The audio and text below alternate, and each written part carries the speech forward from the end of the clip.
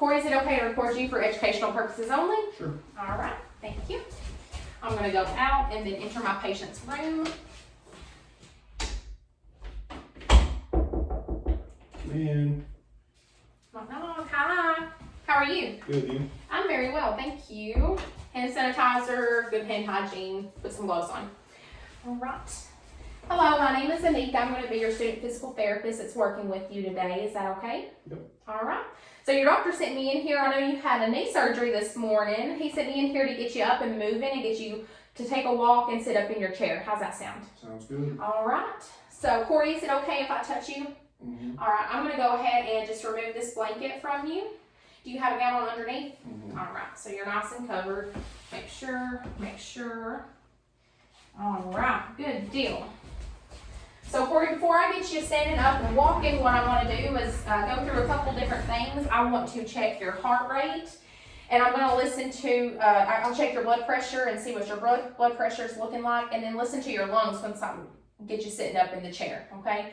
Reason being is because I looked at your x-ray and there's this thing called atelectasis. It's very common after surgery. You have these air bubbles in your lungs, and what they do is whenever you lay flat for a really long time or, going under surgery, they can collapse. So in order to re-inflate them, we've got that incentive spirometer that I'm sure your nurse has been telling you to use and take those big deep breaths. When I get you sitting up, I'll give you that at your bedside table and make sure that you keep using that, okay? That'll help with that. And then the reason I'm checking your blood pressure is because it's very common after surgery for different reasons that your blood pressure can drop. One is because you probably didn't have anything to eat past midnight last night, so you're probably low on fluids. That's why they're giving you saline. And also because you've been laying in that position for a really long time. So if you hadn't been moving around, it's also very common for that. Also because you had surgery this morning, so there was a chance that you might have lost some blood in surgery, so that can also cause your blood pressure to drop. I'm going to be asking you throughout different motions how you feel. If you feel like you are getting dizzy or anything, just let me know and I can lay you back down, okay? All right, good deal. So first thing first, I'm going to come around here and get your IV moved around to this other side of your bed. I see you're wearing some oxygen, so we've got my oxygen tank here. I'm going to pull it and put it with my IV pole. All right, good deal, Mr. Dawson. I'm going to come around here and let me check where your IV is, sir. All right, looks like it's there. So I'm gonna make sure that we watch this and don't get nobody mad at us. We're gonna move this around to the other side of your bed. Go ahead and bring your arm right here for me. Thank you, sir. Move this around. I've got you on a short leash. There we go. Good deal. Thank you very much. So before we get started, I want to go through a couple of different questions with you, okay? So do you live at home by yourself or does somebody live with you? My wife. Your wife does? Okay. Does she help you around the house with doing things or does she?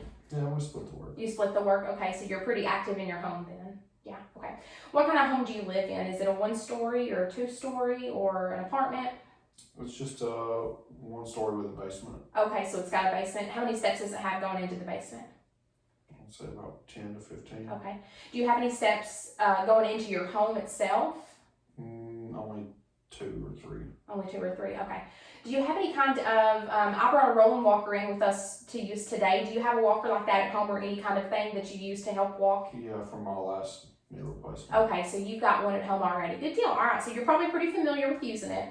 Do you have any kind of handrails in your bathroom or anywhere in your house? Any kind of safety rails or anything like that? No. No? Okay. What do you do, besides being at home, do you do anything outside of your home? Do you go grocery shopping or get out in the community at all? I go grocery shopping. I have a little garden. I like to get out in my garden. Okay, good. All right, so you do quite a bit of stuff then, don't you? Mm-hmm. All right, so I'd say you'll be doing pretty good then after we get you recovered from this knee surgery. You'll be getting back to all the things you love. All right. So what I'm going to do here, I'm going to let you rest your arm on this pillow. Go ahead and relax it for me. I'm going to start with just checking your pulse. You can just relax your arm right there.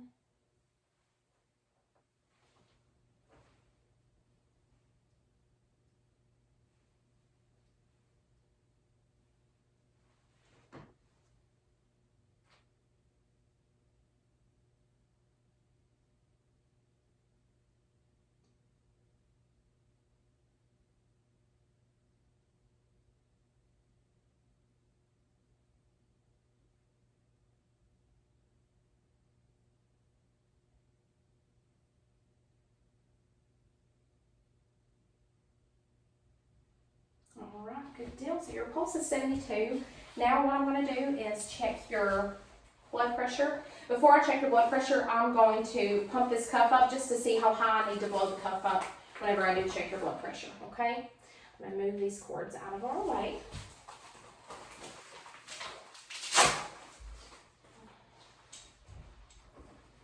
How do you feel since your surgery this morning? Are you feeling okay? Are you in a lot of pain? Not too much. Not too much. Good deal. Go ahead and relax your arm for me, please.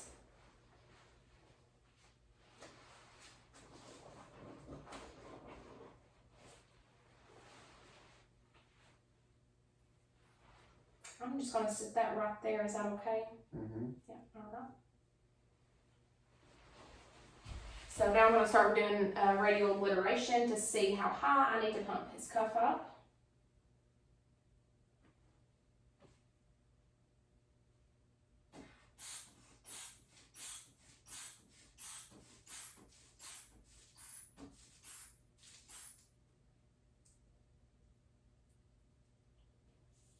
All right, it was about 130, so I'm going to pump his cuff up to about 160.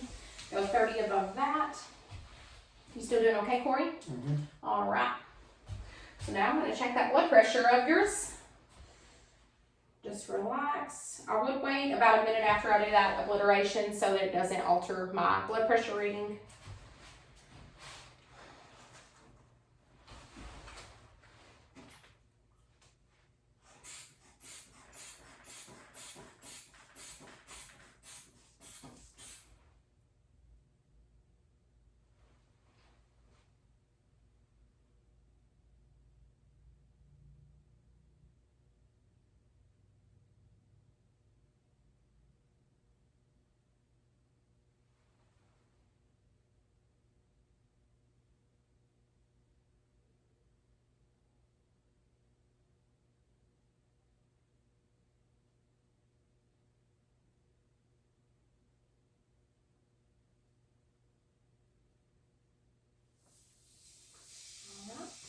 Blood pressure is about 118/74, so that's really good.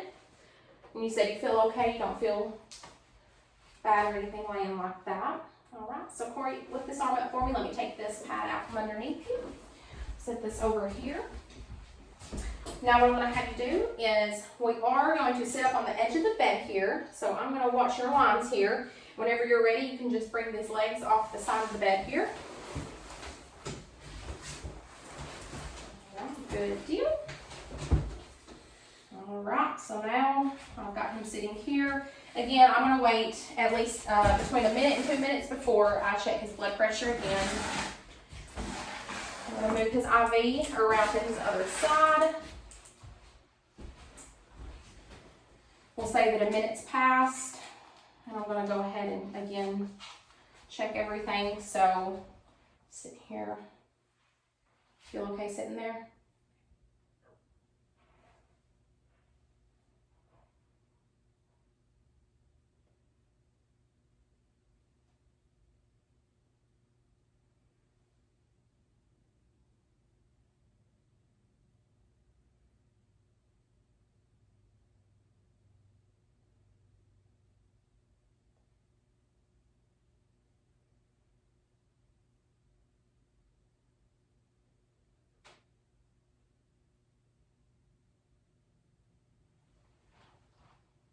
Okay. All right, Corey, your pulse is looking good. It was 70. Now again, check your blood pressure again on this side. You said you're still feeling okay, correct? Not feeling dizzy or lightheaded, nothing like that. Nope. Go ahead and lift this arm up here, and you can just rest your arm right there for me.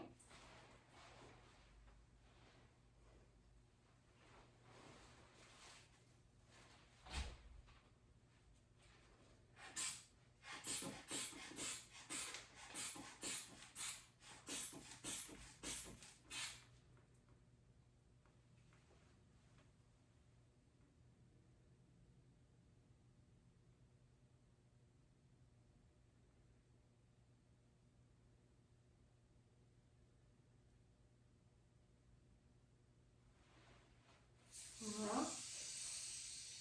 It's about 110/76.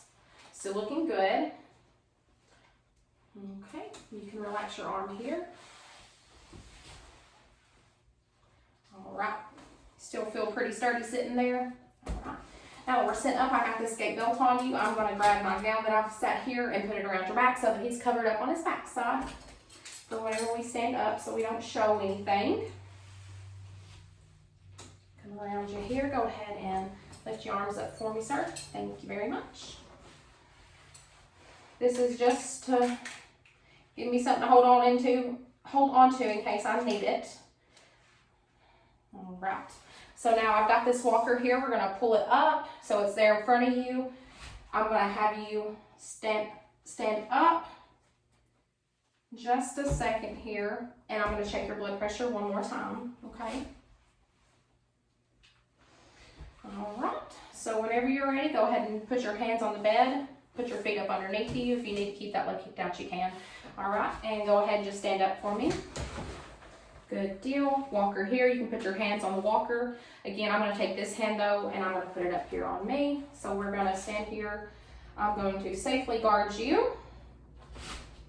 Stand like this with you. All right. Again, get everything placed. Get that replaced. How do you feel standing up? Good. All right. Again, I would wait another 1 to 2 minutes before I checked his blood pressure.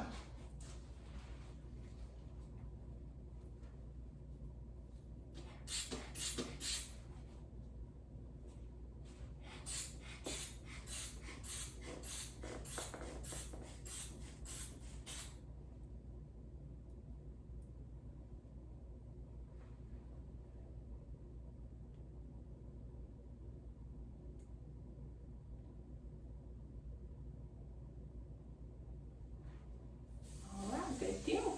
Your blood pressure was 108 over 74. Now that we're done with that, Corey, I'm going to go ahead and take this off of you. You can go ahead and put your other hand on the walker now. This hand on the walker. Perfect. Thank you very much. I'm going to go ahead and just take all this good stuff. Actually, I'm going to leave it because I'm going to check it whenever we get over to the chair. This back around me here. All right, so I'm actually going to come around to this other side of you. That way I can watch our IV. We're going to sit down, so whenever you're ready, we'll go ahead and, all right, and walk up. Now I want you to turn to your right. Perfect. Go ahead and come all the way around. We're going to say that this chair has, it's not a moving chair, that it's a solid chair. Whenever you're ready, go ahead and reach back for your arm rails. And you can ease on down to the chair. Perfect. All right. Now that we're here, I'm going to come around. How do you feel, Corey? Fine. You feel fine? Do you feel lightheaded or dizzy or anything like that? No? Good deal. All right. So, again, I'm going to wait another minute before I check his blood pressure. 1 to 2 minutes. And make sure my camera's in a good angle. Come over here. Let me see this arm for you. Get your cuff readjusted here for us.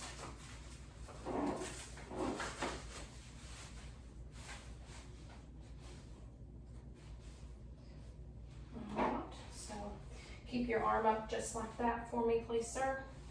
Again, make sure my camera can see.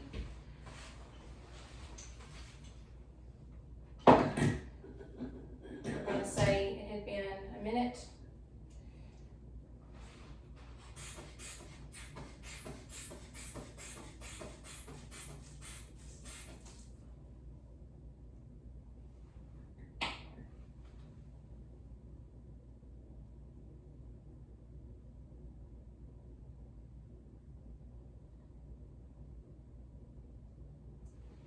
Okay.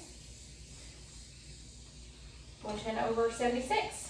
Looks good to me. I'm going to take the blood pressure stuff off you now. Alright, Corey. You still feeling okay? Mm-hmm. Yep, alright. Let me go ahead and we'll say that a minute's passed. I'm going to check his pulse in this hand here.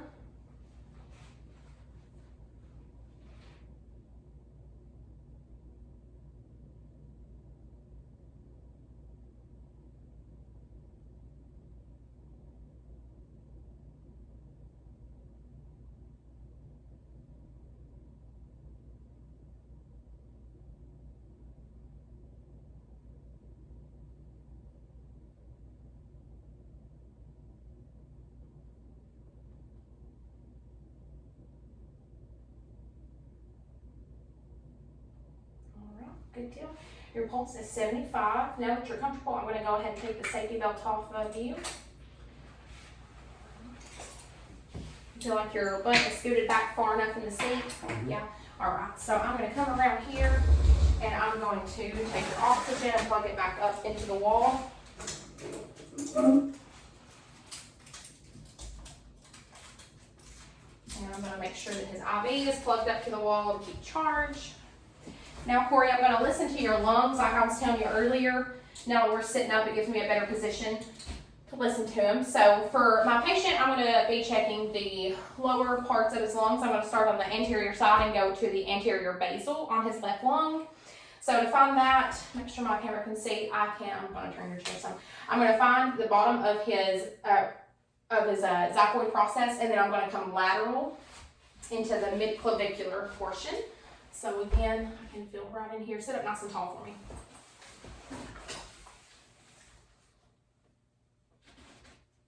Okay, and then I'll just come lateral right in there. Corey, what I'm going to have you do is take a big deep breath. I want you to take a breath through your mouth though, okay? So big deep breath. Come right in here.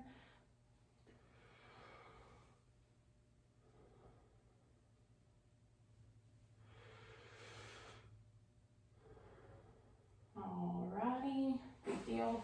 I'm going to actually come to the back now, and I would not do that through clothing. I would actually have to do it on the skin in order to get a good hearing on it. I'm going to turn your chair just a little bit so that I can show my camera here. Lean forward for me a little bit. So on the posterior side, I'm going to listen to his posterior basal on the left side. So I can find the inferior border of his scapula, or I can also come to T3 or T7 to T10 and then come lateral to it. So again, this one I am going to pull your shirt up, Corey, if that's okay. So I can find his scapula. That's a pretty easy way of doing it. And then come in just medial, and this might be a little cold on your back. Go ahead and take a big deep breath for me through your mouth. Sit up nice and tall. Big deep breath. All right. And I could also listen to the lateral basal, would be another position I could listen to for this. Go ahead and pull your shirt back down. For a patient with atelectasis, it would be common to hear crackles or rails as they're breathing. And again, I'm going to make sure my patient is comfortable. Are you comfortable? Yes? Okay. I'm going to give you some pillows to go underneath your arms to keep you nice and comfortable. Go ahead and rest them there. Perfect. I'm going to pull your bedside table up. We're going to put it there. I'm going to give you your call light and your incentive spirometer, your cell phone, whatever kind of needs you, anything else you need. And I will send you on your way. As long as you feel okay, sit there. If you get to where you do start feeling dizzy or anything, you can call out to the nurse and they can either call me or they can help you get back into bed, okay? So as long as you feel fine, just sit up there as long as you can and use that incentive spirometer. And I will see you later, Corey. Is there anything else I can get for you? No. All right. Thank you very much for being a wonderful patient. Thank you. Thank you.